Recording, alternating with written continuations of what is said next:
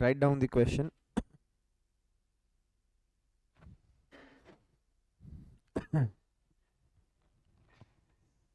A Limited sold a machine to customer. A Limited sold a machine to customer which was dispatched on 10th August.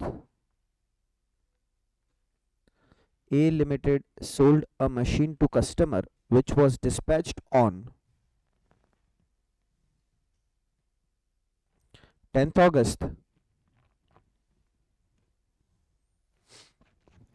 for which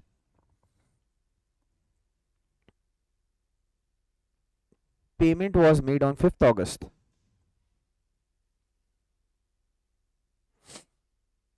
For which payment was made on 5th August. And invoice was issued on 17th August.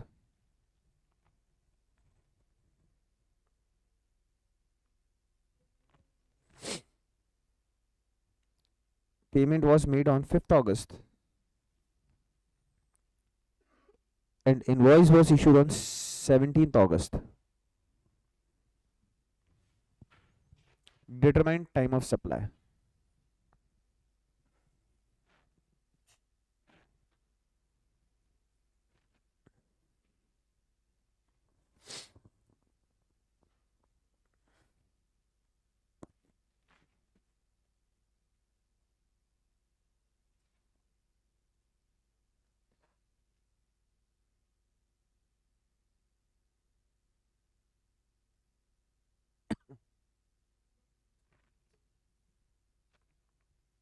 तो ना कि कोई भी date दे रखी हो, कोई कोई भी डेट दे रखी हो और उस डेट में से विच एवर इज अर्लियर ले लो.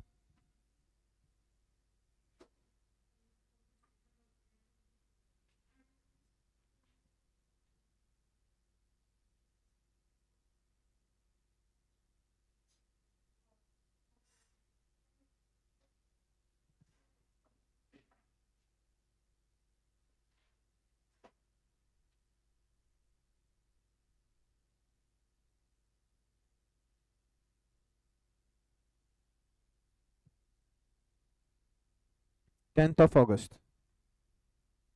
Time of supply will be 10th of August.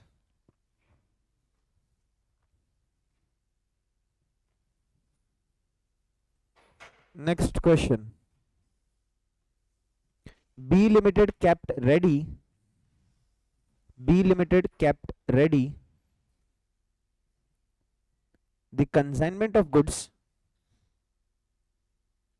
B Limited kept ready the consignment of goods and informed the customer on 2nd June.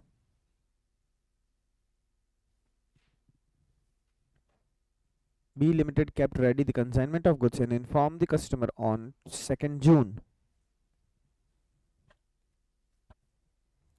Customer collected the goods from B Limited. Customer collected the goods from B Limited on 10th June. Customer collected the goods from B Limited on 10th June. And B Limited received the payment on 5th June. And B Limited received the payment on 5th June. Invoice was issued on 12th June. And B Limited received payment on 5th June. Invoice was issued on 12th June. Determine time of supply.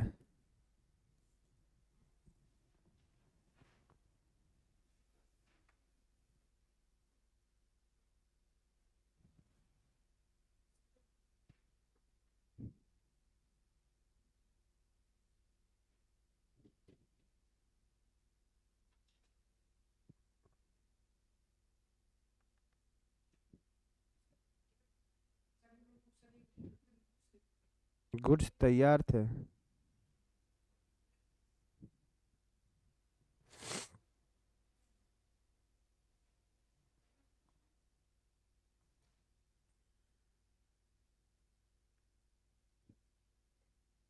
अंदर से एक pencil लेकर आना दूसरी।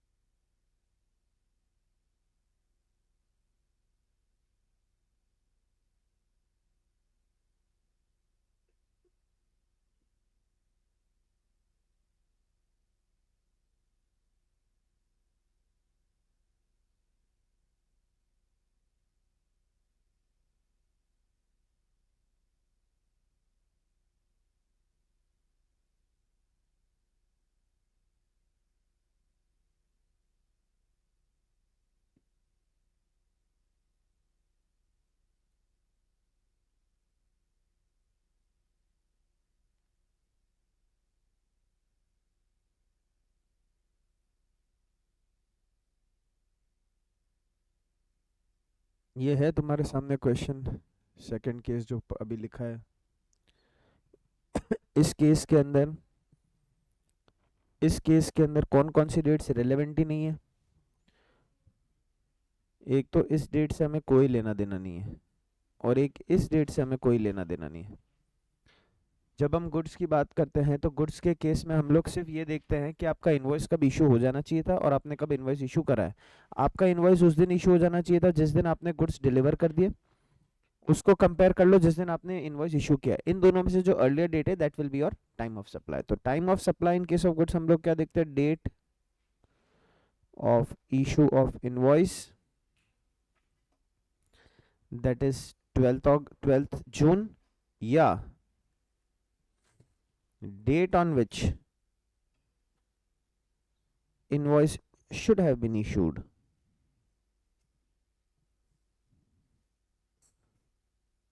ये हमें कौन बताएगा, सेक्शन 31। और सेक्शन 31 ने हमें क्या बोला था, जिस दिन आपके गुड्स रिमूव हो गए या जिस दिन आपने गुड्स को सेल कर दिया, उनमें से जो अर्लियर डेट है वो आप लोगों के लिए टाइम ऑफ सप्लाई बन जाएगा। तो time of supply will be 10th of June। Third question,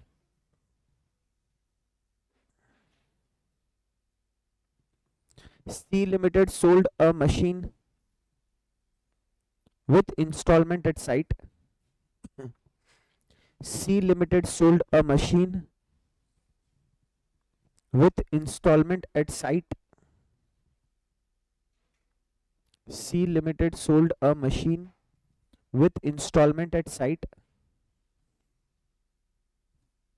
and received consideration of rupees 15 lakh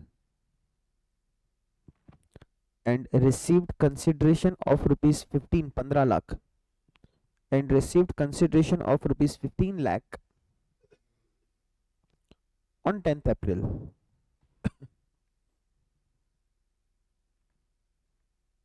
Machine was assembled at site on Machine was assembled at site on 15th April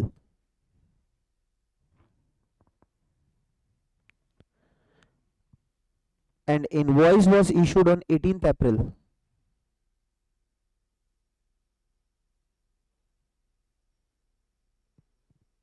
Determine TOS। An invoice was issued on 18th April। Determine TOS।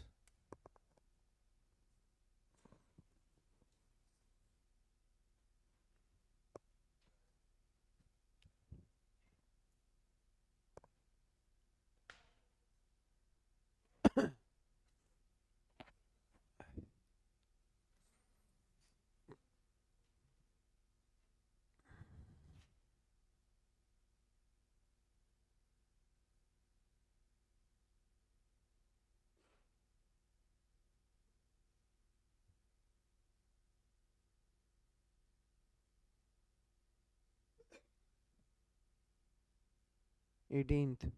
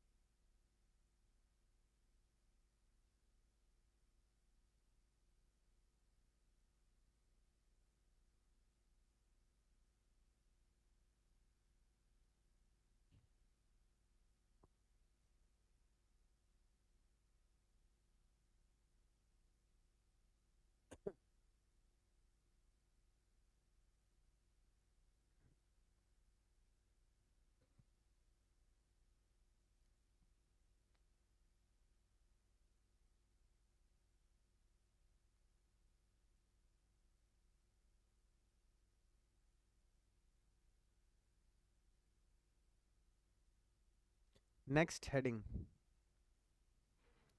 हम लोगों ने अभी discuss किया था time of supply in case of goods. Now we will be discussing time of supply in case of services.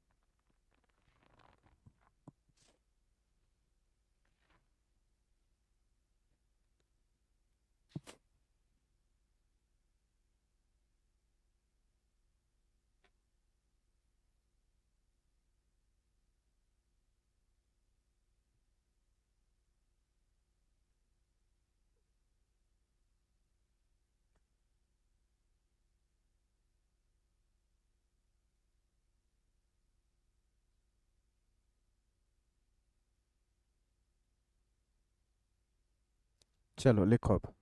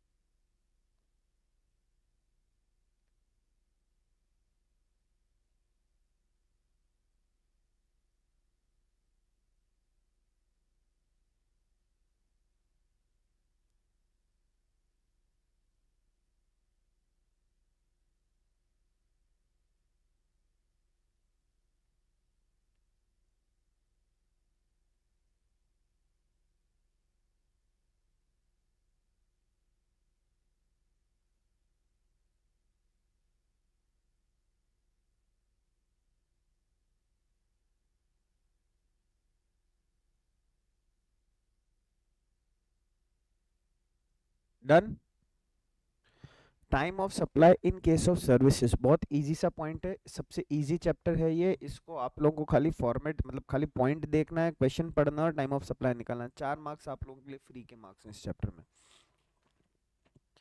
In case of RCM, sorry in case of FCM, forward charge mechanism में अगर आप लोग कोई supply of services कर रहे हैं तो हम लोग टाइम ऑफ सप्लाई कैसे निकालेंगे? सबसे पहली चीज ये देखो, आपने अपनी जिस दिन सर्विसेज कंप्लीट करी हैं, जैसे सी फॉर एग्जांपल आप किसी डॉक्टर के पास गए, डॉक्टर ने आपको कंसल्ट किया, आपको डायग्नोस किया और उसने आपसे 300 रुपए चार्ज किए या 500 रुपए चार्ज किए, वॉट एवर द केस में बी। जिस दिन उसने सर्विस दी, से फॉर एग्जांपल 3 मार्च को उसने अपनी सर्विसेज दी है, यहां से 30 डेज के अंदर अंदर उसको इनवॉइस इशू कर देना चाहिए।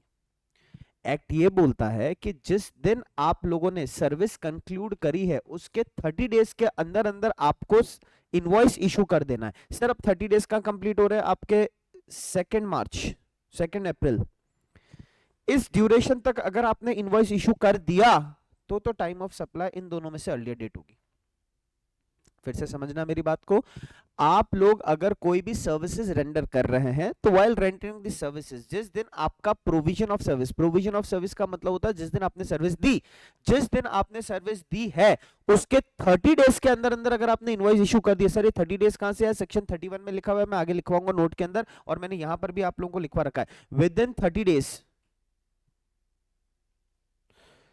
अगर आप लोगों ने with in 30 days invoice issue कर दिया है, हाँ, तो सर टाइम ऑफ सप्लाई हो जाएगा date of issue of invoice और date of receipt of payment whichever is earlier. But अगर आपने 30 डेज के अंदर अंदर इनवॉइस इशू नहीं किया है तो आपका टाइम ऑफ सप्लाई हो जाएगा date of provision of service. What do you mean by date of provision of service? जिस दिन आपने, से 3 मार्च, जिस दिन आपने अपनी सर्विस कंक्लूड करी है उसको कंपेयर कर लो date of receipt of payment, इन दोनों में से जो अर्लियर डेट है that will be taken as your time of supply. Clear है ये चीज? जब हम लोग रिवर्स चार्ज मैकेनिज्म की बात करते हैं तो आपको 3 डेट्स कंसीडर करनी है, date of making payment, 61st day. Sir what do you mean by 61st day? जहां 60 दिन खत्म हो रहे हैं उसके नेक्स्ट वाला जो डे है that will be your point number 2, and third is date of issue of invoice by recipient whichever is earlier shall be taken as your time of supply. तो आप लोगों को सर्विसेज के केस में खाली एक चीज ध्यान रखनी है, अगर आप लोगों ने ये 30 और 45 डेज कर देना है ना, 30 या 45 डेज, अगर 30 डेज लिखा साथ में 45 डेज भी लिख देना, वो भी वैसे मैं सेक्शन 31 में लिखवाऊंगा बट स्टिल यहां पर लिख लेना वरना फिर बाद में कंफ्यूज हो गया। अगर सर्विस कंप्लीट करने के 30 डेज या 45 डेज में आपने इनवॉइस इशू कर दी है तो सर ठीक है, आप लोगों का टाइम ऑफ सप्लाई कैसे देखा जाएगा? Date of issue of invoice और date of receipt of payment whichever is earlier. पर अगर आपने 30 या 45 डेज के अंदर इनवॉइस इशू नहीं करी है तो गवर्नमेंट बोलती है कि सर आपने ड्यू डेट जो हमने दे रखी है उसमें भी इनवॉइस इशू नहीं करी है, तो आप लोगों के date of provision of service को कंपेयर कर लेना date of receipt of payment से, इनमें से जो अर्लियर आएगी that shall be taken as your time of supply. लिखो अब नोट, नोट तो क्या ऐसे हेडिंग डाल दो, due section 31,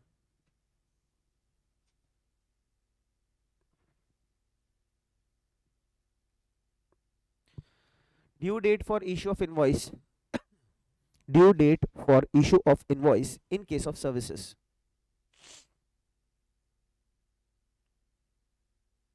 due date for issue of invoice in case of services. Similarly हमने सेक्शन 31 गुड्स के लिए भी पढ़ा था, due date for issue of invoice in case of goods, उसी तरीके से हम लोग यहां पढ़ रहे हैं due date for issue of invoice in case of services. First point, normal supply of service,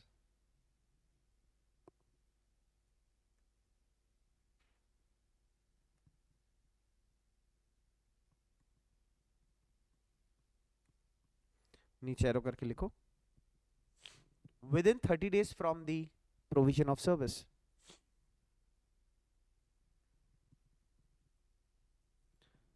within 30 days from the provision of service।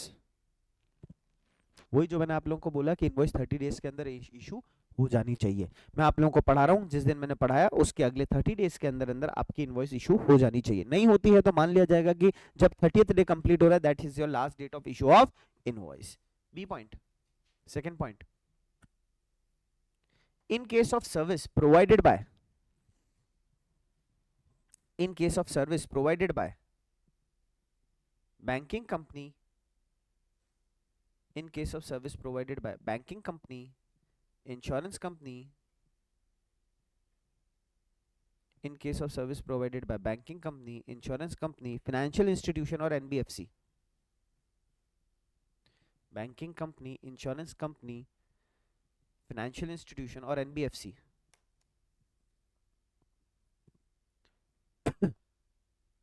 इसके नीचे एरो करके लिखो एंड NBFC. नीचे एरो करके लिखो within 45 days from the date of provision of service. Within 45 days from the date of provision of service.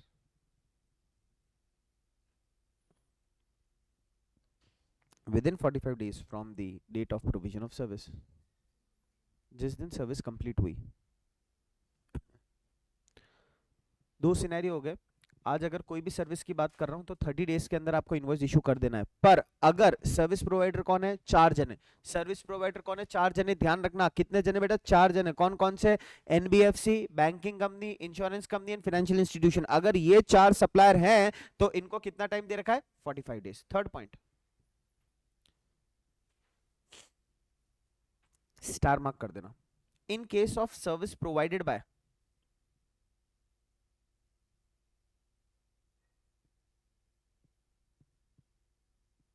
in case of service provided by banking company, insurance company, financial institution और NBFC. वही ऊपर वाली 4 कंपनियां.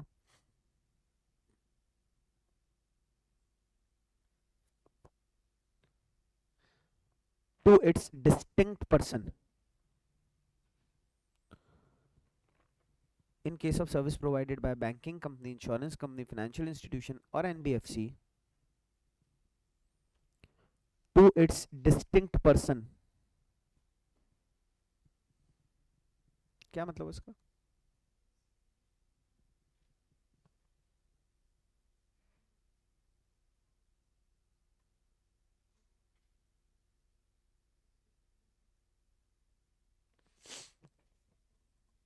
यहाँ SBI की कोई एक branch है जिसकी जो ब्रांच मैंने ले रखी है.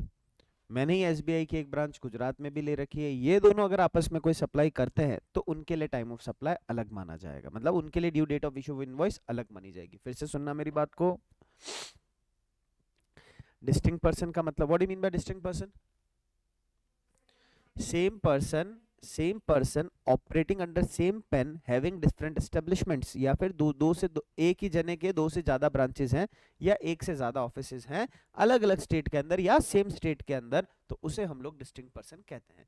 अगर वो आपस में कोई सप्लाई कर रहे हैं that will be chargeable to GST. हम लोग ये चैप्टर नंबर मतलब जो भी था चैप्टर नंबर 2 सप्लाई के अंदर पढ़ चुके हैं, शेड्यूल 1, कि अगर any supply between distinct person shall be taxable under GST. ठीक है. अब सुनना बात को. एक डिस्टिंक्ट पर्सन, कौन से डिस्टिंक्ट पर्सन होने चाहिए? 4 में से. इन 4 में से एक अगर कोई है तो ही ये पॉइंट एप्लीकेबल होगा, बाकी कभी भी ये पॉइंट एप्लीकेबल नहीं होगा. फिर से सुनो. Banking company, insurance company, financial institution या एनबीएफसी वो अपने किसी डिस्टिंक्ट पर्सन को किसी भी तरीके की सर्विसेज प्रोवाइड कर रहे हैं, इन दैट केस नीचे एरो करके लिखो, invoice shall be issued.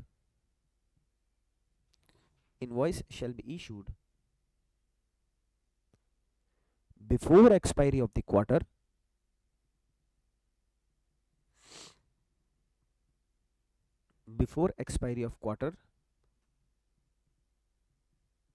during which such supply has been made. During which such supply has been made. During which such supply has been made.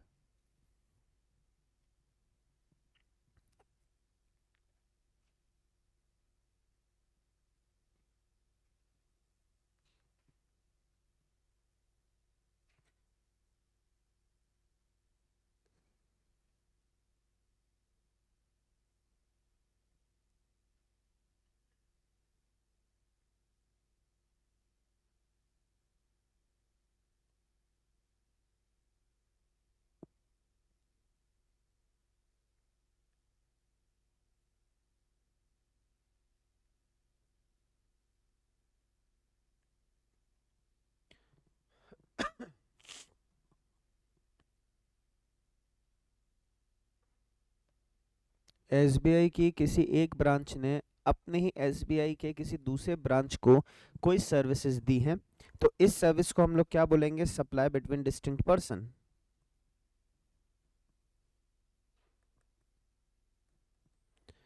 अगर distinct persons के बीच में कोई supply होती है, तो उस केस के अंदर हम लोग टाइम ऑफ सप्लाई कैसे डिसाइड करते हैं? सर, सर्विसेज दी है 11/4/2025 को, तो आप लोगों के लिए last date of issue of invoice क्या होगी? मुझे बताओ, किस तारीख तक इस सप्लाई के लिए आपको इनवॉइस इशू कर देनी चाहिए? What shall be the date?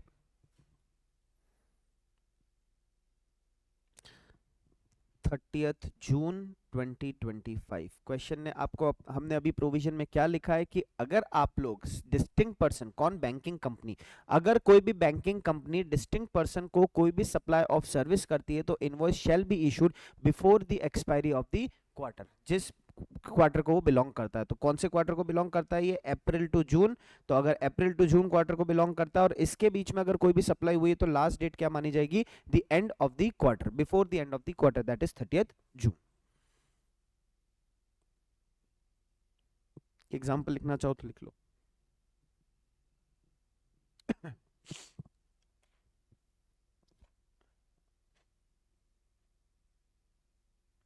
Fourth point,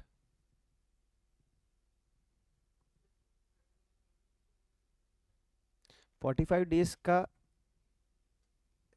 SBI वाला अपने कस्टमर को भी तो सर्विसेज दे सकता है ना? मेन तो वही होगी। एसबीआई वाला अपने कस्टमर्स को भी, कोई भी बैंकिंग कंपनी अपने कस्टमर्स को सर्विस देगी ना, उसके लिए कुछ सर्विस चार्जेस लेगी। तो आज मान लो इन्होंने कोई सर्विस दी है 11 अप्रैल को, तो यहां से आपको 45 डेज गिनना है। तो सर, इसमें और इसमें क्या डिफरेंस है? यहाँ डिस्टिंक्ट पर्सन के लिए ही है ये पॉइंट। जो क्वार्टर एंडिंग वाला पॉइंट है, that is only for distinct person, और अगर अदर देन डिस्टिंक्ट पर्सन है तो 45 डेज वाला पॉइंट रहेगा इन 4 कंपनीज के लिए। क्लियर है ये चीज? नेक्स्ट। हाँ, वैसे फर्स्ट क्वार्टर होता है फाइनेंशियल ईयर के हिसाब से देखो तो।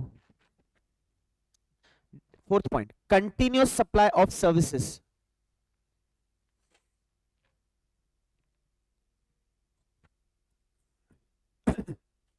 Continuous supply of services, bracket में लिखना, that is when services are supplied, that is when services are supplied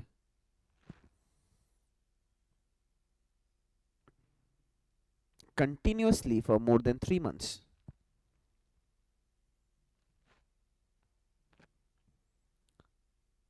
continuously for more than 3 months। वो तो पहले ही बता चुका हूँ, कंटिन्यूस सप्लाई उसी को ही बोलते हैं जब आप कंटिन्यूसली 3 महीने से ज्यादा, 3 महीने या उससे ज्यादा की सप्लाई करते हैं। तो ठीक है, अब एक काम करना, नीचे एक छोटा सा बुलेट फॉर्म में लिखते जाना। पहला बुलेट एक पॉइंट लिखवाऊंगा, उसके आगे उसका टाइम ऑफ सप्लाई आएगा, सेकंड बुलेट, थर्ड बुलेट, ऐसे 3 बुलेट हम लोग लिखेंगे। ठीक है, फर्स्ट बुलेट लिखो, if due date is identifiable, if due date of payment is identifiable,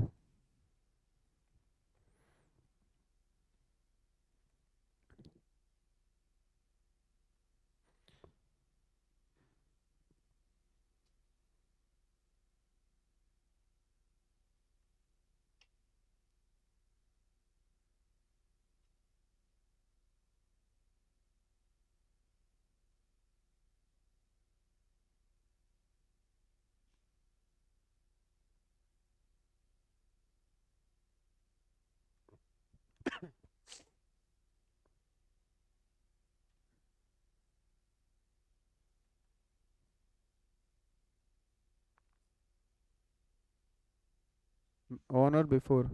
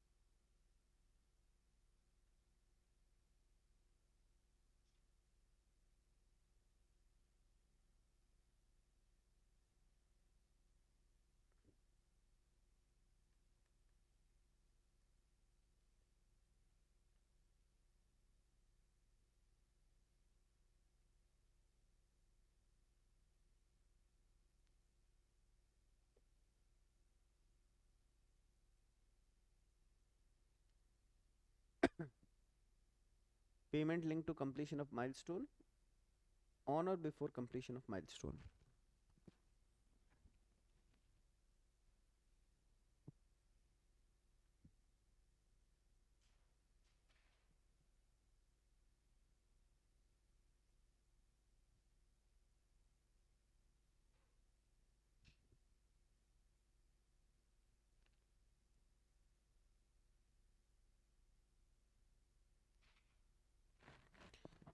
से फॉर एग्जांपल मैंने घर का कंस्ट्रक्शन चालू करवाया, या कोई एक कमर्शियल बिल्डिंग है उसका कंस्ट्रक्शन चालू करवाया। क्या कंस्ट्रक्शन ऑफ कॉम्प्लेक्स और बिल्डिंग सप्लाई माना जाता है? आराम से सोच समझ के मुझे जवाब देना कि अगर हम लोग कोई बिल्डिंग कंस्ट्रक्ट करवा रहे हैं तो क्या उस बिल्डिंग के कंस्ट्रक्शन को हम लोग सप्लाई मानेंगे? कहीं पढ़ा है हम लोगों ने पॉइंट? कहाँ पढ़ा है सप्लाई? कौन से चैप्टर में पढ़ा हम लोगों ने? कौन से चैप्टर में पढ़ा सप्लाई? ठीक है, उसमें कहाँ पढ़ा? शेड्यूल 2। शेड्यूल 2 के अंदर हम लोगों ने पॉइंट नंबर 6 या 7 के अंदर ये पढ़ा था कि अगर आप लोग कोई भी कॉम्प्लेक्स बना रहे हैं, कोई भी सिविल स्ट्रक्चर बना रहे हैं या किसी भी तरीके की बिल्डिंग कंस्ट्रक्ट करवा रहे हैं, that will be subject to supply और उसके ऊपर जीएसटी चार्ज किया जाएगा। तो अब यहां पर मैं उसी का एग्जांपल लेकर चल रहा हूं। कंटिन्यूस सप्लाई के अंदर क्या बोला है कि 3 महीने से ज्यादा तक कंटिन्यूसली आप लोग किसी सर्विस को प्रोवाइड कर रहे हैं तो उसे हम लोग कंटिन्यूस सप्लाई बोलेंगे। आज अगर मैं कंस्ट्रक्शन की बात करता हूं, मेरे को बिल्डिंग कंस्ट्रक्ट करवानी है तो मिनिमम टू मिनिमम भी 1-1.5 साल तो लगता ही है सर। अगर आप अच्छी बिल्डिंग बना रहे हो तो आपको 1-1.5 साल का 2 साल 3 साल भी लगता है, तो उसको हम लोग कंटिन्यूस सप्लाई बोलते हैं। नाउ तुम लोग मुझे बताओ, क्या तुम्हें आइडिया है कि हम लोग कोई भी अगर बिल्डिंग बनाते हैं तो पेमेंट का क्राइटेरिया किस तरीके से रहता है? Any idea? अगर मैं को आज घर बनवाना है, मैंने किसी कॉन्ट्रैक्टर को बुलाया और कॉन्ट्रैक्टर को बोला कि तू घर बना, तेरा जितना पेमेंट बनता है तो मुझे बता देना, ले जाना। नाउ वो अपना पेमेंट क्राइटेरिया किस तरीके से रखेगा कि मैं उस चीज को अग्री कर जाऊं? कैसी instalment?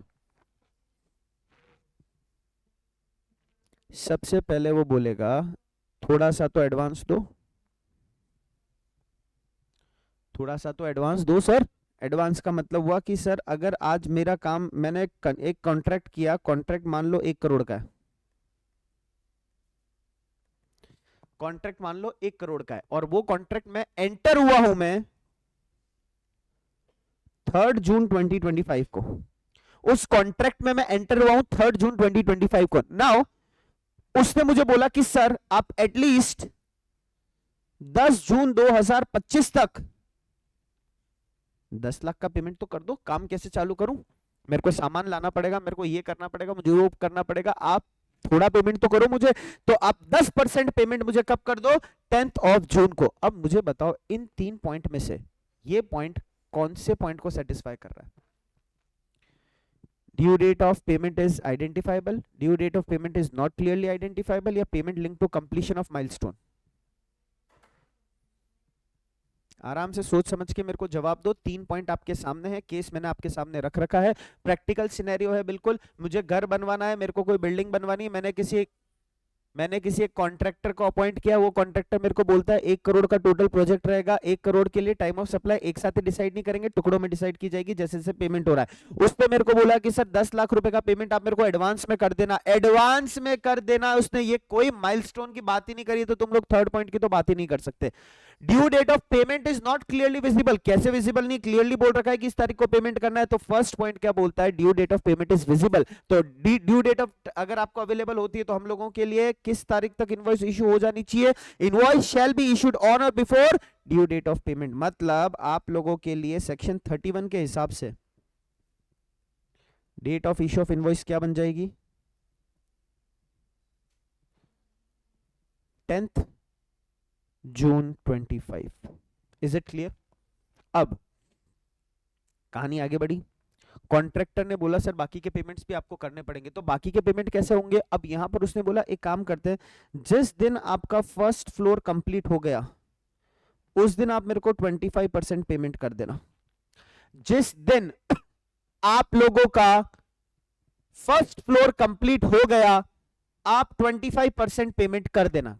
Clear with this point? अब मुझे बताओ फर्स्ट बुलेट, सेकंड बुलेट और थर्ड बुलेट, क्या due date of payment is clearly identifiable?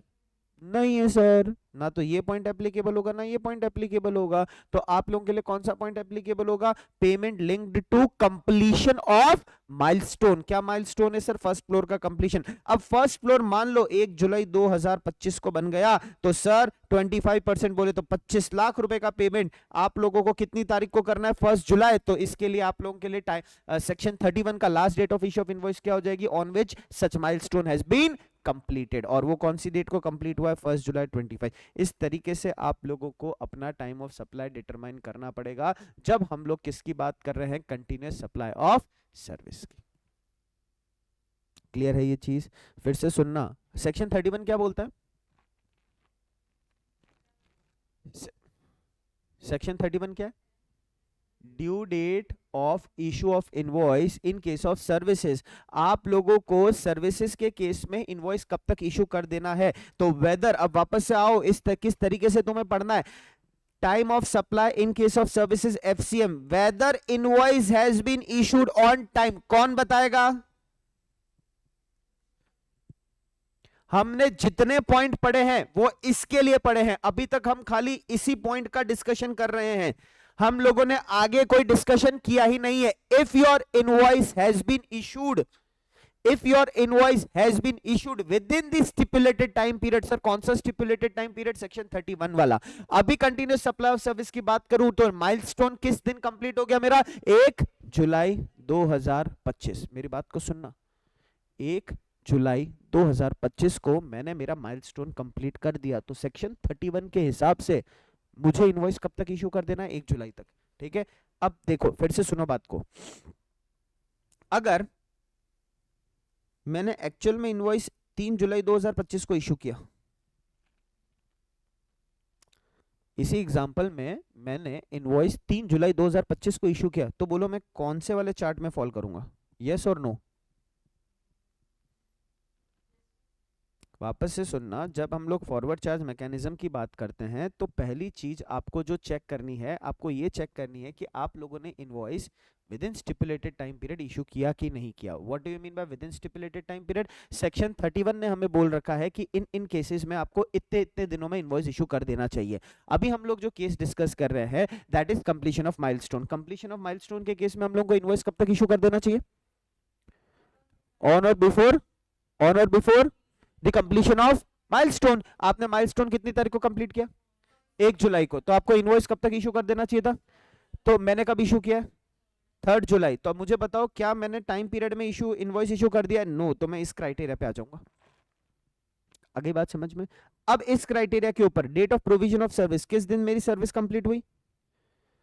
1 July 2025। Date of receipt of payment अगर गिवन है तो कंपेयर कर लेना कि सर आपको तो 31/7 को ही हमने पेमेंट कर दिया था, तो टाइम ऑफ सप्लाई क्या बन जाएगा? Which every salary. आई बात समझ में? इस तरीके से आपको अपना आंसर कोट करना है। ऐसा मत समझना कि हम लोग जो यहां लिख रहे हैं वो हमारा टाइम ऑफ सप्लाई बन गया। नहीं, ये तो आप लोगों का date of issue of invoice है कि इस तारीख तक आपका इनवॉइस इशू हो जाना चाहिए। नहीं हुआ तो आपको अकॉर्डिंगली जो ऊपर प्रोविजन लिखे हुए उसके अकॉर्डिंगली अपना टाइम ऑफ सप्लाई निकालना पड़ेगा। कर दिया तो भी ऊपर ऑफ जो पॉइंट लिख रखे उसके हिसाब से अपना टाइम ऑफ सप्लाई डिटरमाइन करना पड़ेगा। क्लियर है? जो हम सेक्शन 31 में पढ़ रहे हैं those points only relate to when your invoice shall be issued. आप लोगों की लास्ट डेट क्या होगी कि यहां तक आपको इनवॉइस इशू कर देना चाहिए। That is to be compared. वो तो आप लोगों का बेस बन गया। अब देखो क्या आपने तब तक इनवॉइस इशू कर दी? कर दी तो अकॉर्डिंगली टाइम ऑफ सप्लाई निकालो, नहीं करी तो अकॉर्डिंगली टाइम ऑफ सप्लाई निकालो। Got it? Next point, 5th point, ऊपर नीचे।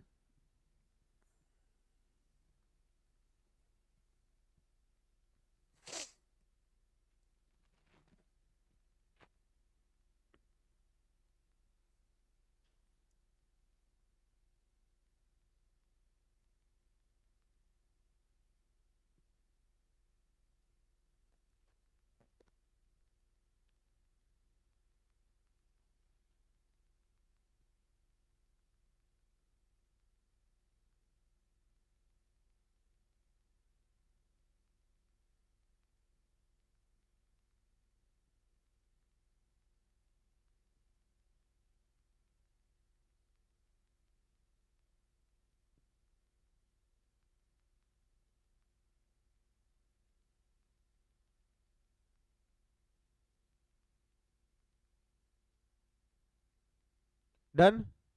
लिखो fifth point, services ceased before completion. Services ceased before completion.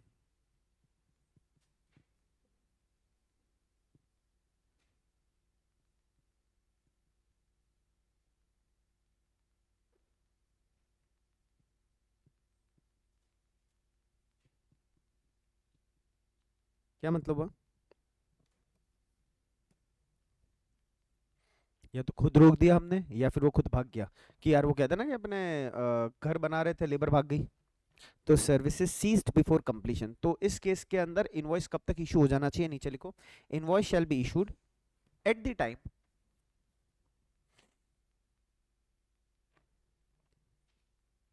invoice shall be issued at the time such services ceases to the at the time such services ceases at the time such services ceases to the extent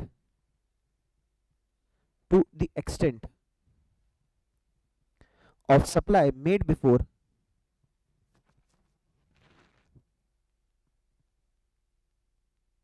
to the extent of supply made before such cease। Cease में CEASE लिखना, SIEZE मत लिखना, such cease।